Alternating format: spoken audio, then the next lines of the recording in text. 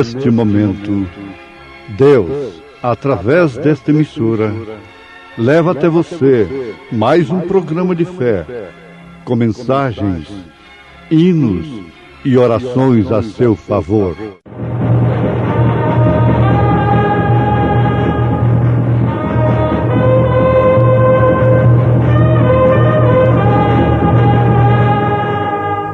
Fé para vencer.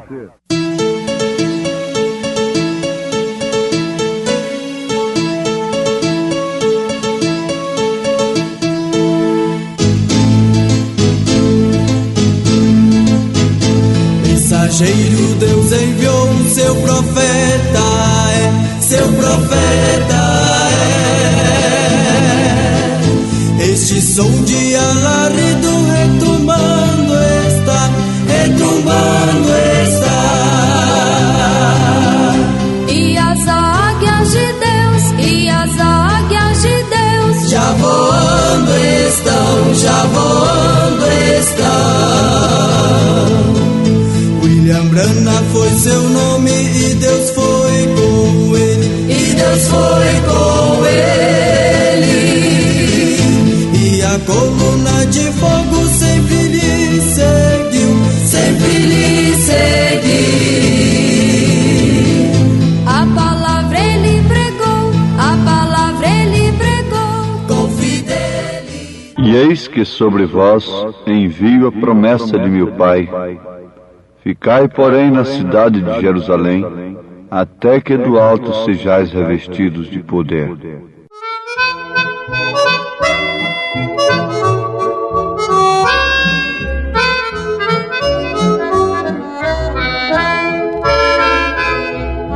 Ficai em Jerusalém, até que dos altos céus vós sejais revestidos de poder, para descer sobre vós o Espírito de Deus e o fogo santo vos aquecer.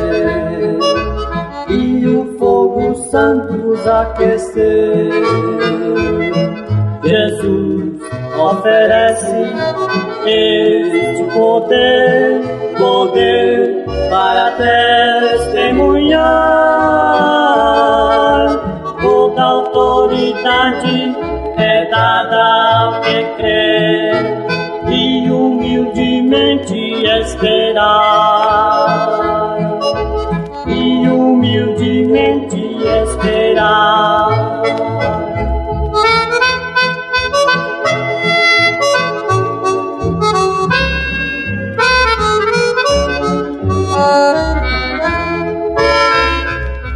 Se queres receber o real Consolador, chegues bem pertinho do altar. É a proteção que vem do Senhor para o Evangelho anunciar.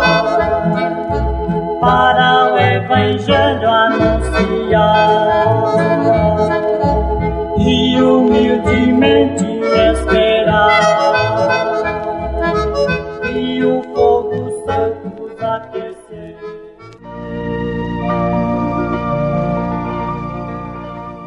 Com razão, Jesus pôde declarar a seus discípulos em São Mateus capítulo 28 que todo o poder nos céus e na terra lhe foi dado.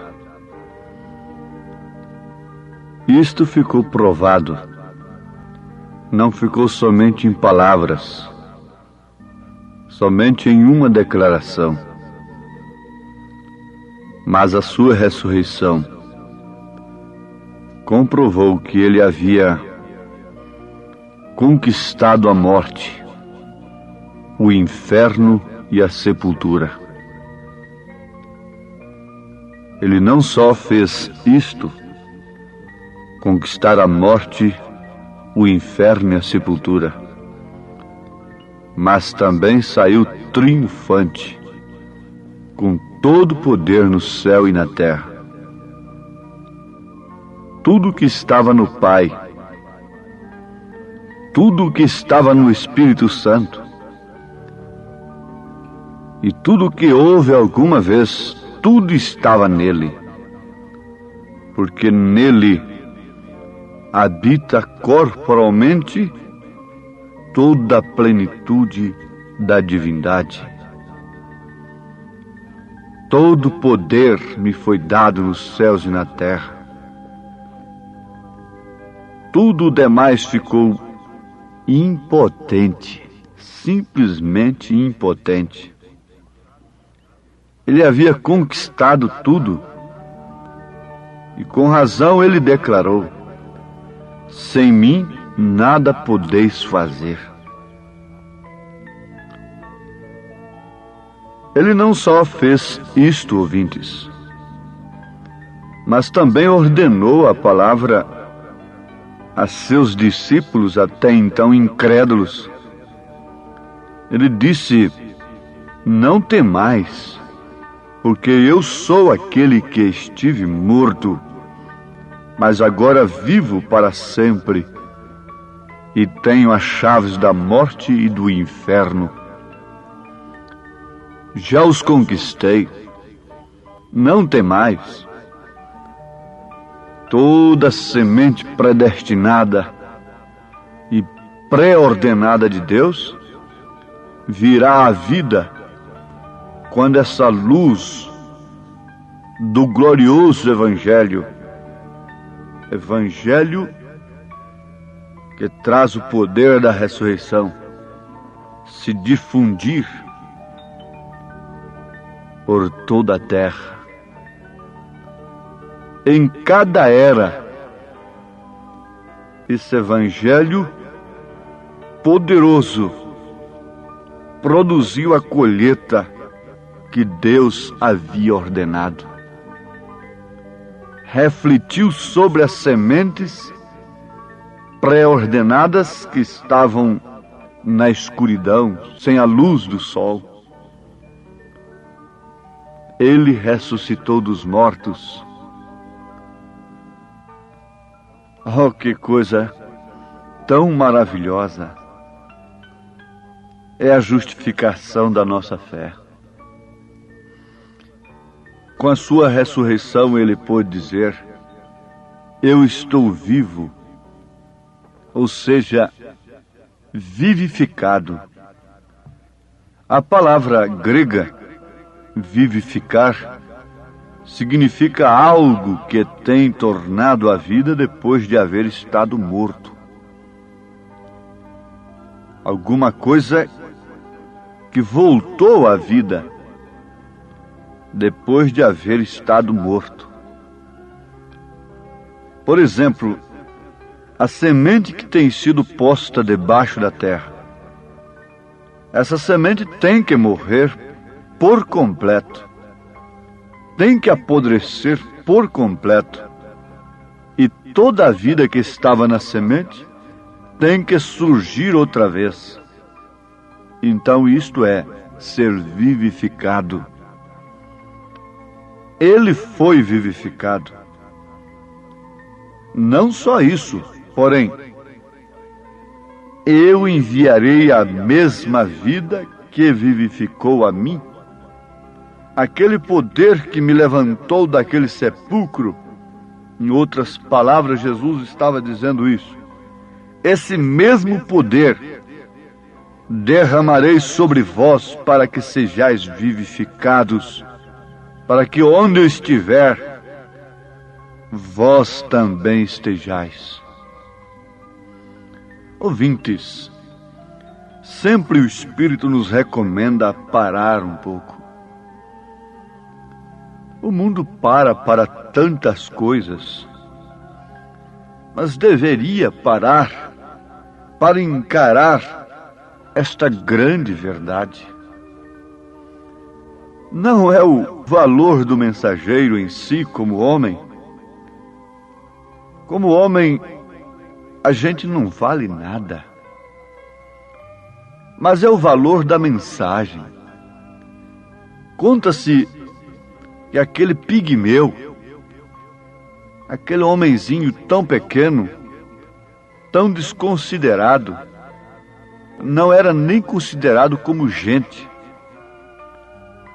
Passou entre soldados que eram homenzarrões, homens grandes, armados, ninguém podia passar ali.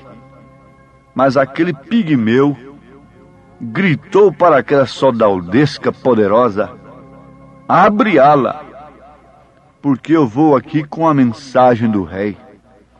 Então não era o pigmeu em si, mas era a mensagem que ele levava, que era do rei, que tinha poder, sobressalência, primazia sobre toda aquela força, sobre todo aquele poder daqueles soldados. Não somos nós propriamente dito, não é o homem, mas é a mensagem. É a mensagem que deve ser ouvida, que deve ser recebida, que deve ser crida.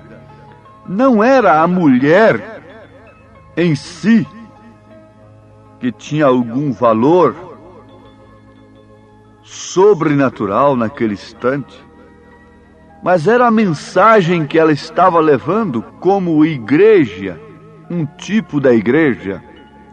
Isso não queria dizer que ela deveria ser uma pregadora, mas aquilo é um tipo da igreja que grita bem alto para o mundo que ele vive, ele vive.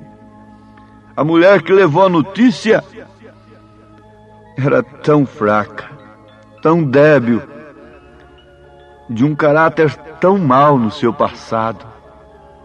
Mas foi a mensagem que ela levou. Ele vive, ele vive. Não é o que a igreja possui, não é o que ela tem. Se os homens têm parado numa igreja por causa do que ela possui materialmente, aí está o seu fracasso, aí está a sua derrota, aí está o porquê eles apodrecerão nos sepulcros sem o poder da ressurreição. Não é isto, não é a aparência, é a mensagem em si. Não é o homem que é Deus, mas é a palavra que está no homem, é a mensagem que está no homem. No princípio era o Verbo, e o Verbo estava com Deus, e o Verbo era Deus. Quando chegam a dizer: bom, eu prefiro a ficar com Jesus do que com Pedro, João e Paulo, os apóstolos. Quando eles se veem apertados com as Escrituras, eles apelam logo para este caminho. Um reverendo foi obrigado a responder para o seu membro, quando ele lhe perguntou: reverendo, vamos analisar aqui um pouquinho. Os apóstolos estavam ali tão pertinho de Jesus e batizaram em nome do Senhor Jesus Cristo. Em Atos dos Apóstolos, em toda a Bíblia Sagrada, não se encontra um batismo nos títulos Pai, Filho e Espírito Santo, mas só encontra em nome do Senhor. Agora, os apóstolos estavam ali tão pertinho de Jesus, e nós que estamos há 2000 anos de Jesus, é que estamos certos. Os apóstolos que estavam ali tão pertinhos de Jesus é que erraram, não é? O reverendo disse, depois de falar algumas coisas, torcer dali e dacolá: eu prefiro obedecer a Jesus do que os apóstolos. Mas eu pergunto para ele: reverendo, a quem os apóstolos obedeceram? O senhor prefere obedecer a Jesus, mas a quem os apóstolos obedeceram? Foi ao Papa? 325 anos depois de Cristo, quando realizaram o primeiro batismo nos títulos Pai, Filho e Espírito Santo? A quem os apóstolos obedeceram? A vida que estava nos apóstolos tinha vindo de quem naqueles dias ali fresquinha no Pentecostes? A vida que estava neles era do Espírito Santo, era do próprio Deus. Então, isso seria uma fuga que não leva ninguém a um abrigo seguro. Eu prefiro obedecer a Jesus do que aos apóstolos. Essa é uma fuga covarde e que deixa o homem no relento. Quando nós dizemos, eu prefiro obedecer a Jesus do que a Pedro, oxalá que nós tomássemos essa posição em todos os aspectos da vida, obedecer a Jesus. Mas sem que o poder vivificador da palavra venha sobre o homem, por mais culto que ele seja, ele não pode entender estas coisas.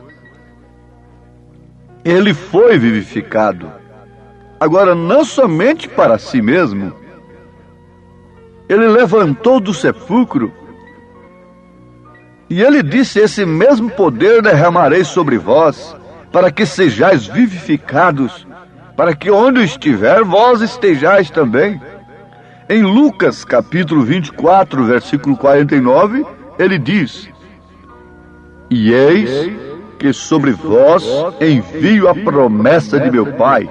Ficai, porém, na cidade de Jerusalém, até que no alto sejais revestidos de poder. Agora, meus ouvintes, leiam em Atos dos Apóstolos, capítulo 1, e logo no capítulo 2. Vejam todos que logo após aquele pequeno discurso de Pedro, fazendo menção do que o profeta Joel houvera profetizado, quase 3.000 almas se compungiram em seus corações e logo perguntaram justamente aos apóstolos. Eles estavam com o poder vivificador. Jesus disse, aqueles que receberem a vós, a mim me recebem. Isto é, aqueles que crerem em vós. Mas aqueles que rejeitarem a vós, a mim me rejeitou. Então você diz, eu prefiro obedecer a Jesus do que aos apóstolos? Você está rejeitando a Jesus, porque Jesus disse, aquele que rejeitar a vós, a mim me rejeita. Sim, isto é verdade. E eis que sobre vós envio a promessa de meu Pai, ficai, porém, na cidade de Jerusalém, até que do alto sejais revestidos de poder. Será que não pode vir nesse poder, esse poder vivificador, dessa semente que apodreceu durante as eras e tem brotado na era de Lutero, crescido o talo com Wesley, vindo ainda a borla com os pentecostais, e agora está na semente, voltando para o original. Lutero não podia ter tudo, não podia ter essa luz completa, nem tampouco Wesley, mas não somos capazes de dobrar as nossas cervizes, reconhecermos que isto é verdade, é a palavra de Deus, mas sem que o Espírito Santo venha e vivifique isto em nossos corações, nós ficamos com medo de mendigar o pão. E os meus tantos anos de serviço, para onde irão se eu pregar estas coisas? Mas Pedro não estava comprometido, nem tampouco os apóstolos. O fundamento é dos apóstolos e dos profetas, sobre o qual a igreja está edificada. Esse fundamento é a revelação de toda a palavra, é a revelação do nome do Pai, do Filho e do Espírito Santo, é a revelação da unicidade de Deus. Pois bem, Jesus demonstrou que ele não foi o único beneficiário mas que fez a outros participantes desses benefícios da sua ressurreição. Se ele, ressurreto, diz: eu sou o primeiro e o último, como podemos nós fincarmos uma estaca dogmática, incrédula, manufaturada por homens, sem esse poder vivificador do Espírito Santo? Ficamos sapateando ali, dizendo: ele é segunda, porque ele falou com o Pai. A revelação do poder do Cristo glorificado não tem chegado aos corações, o sol não tem raiado, estão simplesmente sob um clarão de cada era, sob um clarão apenas, mas não sob o sol da justiça. Deixa o sol entrar, deixa os raios penetrar. Ele veio para redimir, ou seja, para vivificar essas sementes predestinadas que Deus viu desde antes da fundação do mundo. E elas não podem falar diferente do que ele falou. Uma vez ressuscitados com Cristo, não podemos ter uma mente ofuscada pelo Deus desse século, pela letra que mata, mas somos vivificados pelo Espírito Santo que vivifica, que torna a vida aquilo que tem se tornado podre. Por isso é necessário morrer, precisa-se de uma matança, precisa morrer o ego. As conclusões mentais, intelectuais, precisam ser jogadas fora. Então, amados, essas sementes predestinadas que Deus viu desde antes da fundação do mundo, têm seus nomes no livro da vida do Cordeiro. Aqui sobre a terra, às vezes se encontravam sem a mínima esperança, mas ele veio não só para ser uma bênção, não somente para te dar uma cura, um arrepio no corpo e te fazer falar línguas. Seria um Deus muito pobre, faria o seu povo, os seus súditos, felizes somente com esses brinquedos de plásticos. Não, não, não.